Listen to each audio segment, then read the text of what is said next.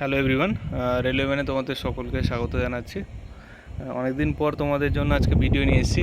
তো এই ভিডিওটা যারা রেলওয়ে এক্সাম জন্য প্রিপারেশান নিচ্ছ তাদের জন্য খুব এসেন্সিয়াল হতে চলেছে। কারণ হচ্ছে দেখতেই পাচ্ছ সাবজেক্টে enhancement of vacancy of ALP notification CN 01/24 addition demand receive from the zonal railway.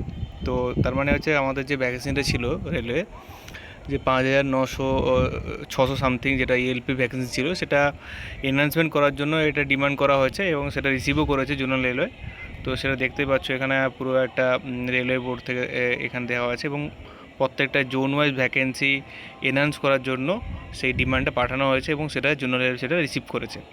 দেখতে পাচ্ছি সেন্ট্রাল রেলওয়েতে কত ছিল 535, যেটা এখন হচ্ছে 1783 ডিমান্ড হয়েছে। ইস্ট সেন্ট্রাল রেলওয়েতে 76 আছে। দেখো কোথায় বেড়েছে, দেখো ইস্ট কোস্ট রেলওয়েতে বেড়েছে 479 থেকে 1595 বেড়েছে। ইস্টার্ন রেলওয়ে 415 থেকে 1382 বেড়েছে।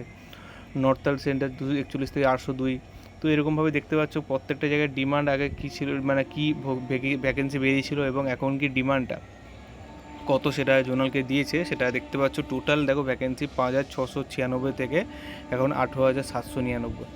ঠিক আছে, এই ভ্যাকেন্সিটা আমাদের দরকার ছিল। কেন রেলে অনেক ভ্যাকেন্সি এখনও শূন্যপদ এখনও ফাঁকা পড়ে আছে।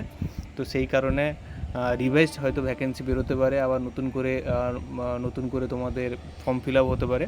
তো এটা হওয়ার চান্স আছে। শুধু এটা নয়, এএলপি নয়, এএলপি ছাড়াও তোমাদের টেকনিশিয়ান, জুনিয়র ইঞ্জিনিয়ার কিংবা এনটিপিসি প্রত্যেকটা সেফটি কিংবা নন সেফটি ক্যাটাগরি যে সমস্ত পরীক্ষাগুলো রেল নেয়, তো সেগুলো ও চাইবে যে আরও ভ্যাকেন্সিটাকে এনহান্স করতে এবং যাতে অনেক স্টুডেন্ট এই এই অপরচুনিটিটাকে গ্র্যাব করতে পারে। ঠিক আছে, তো যারা প্রিপারেশান নিচ্ছ তারা অবশ্যই নিতে থাকো। কেন যাদের যাদের স্বপ্ন রেলে চাকরি করা, রেলে সার্ভিস করা, তো সেক্ষেত্রে এটা খুব মানে এই যে ভ্যাকেন্সি এনহান্সটা এটা খুব দরকার ছিল এবং এটা তোমাদের জন্য খুব এফেক্টিভ।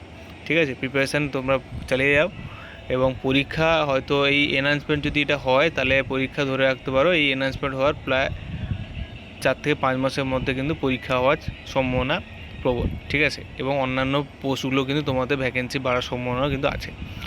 ওকে, তো এই ইনফরমেশান দেওয়ার জন্য আমি এই ভিডিওটা করলাম। ঠিক আছে, বাকি কোনো ইনফরমেশান এলে সেটা আমরা শেয়ার করবো এই গ্রুপে বা এই ইউটিউব চ্যানেলে। ঠিক আছে, থ্যাংক ইউ সবাইকে।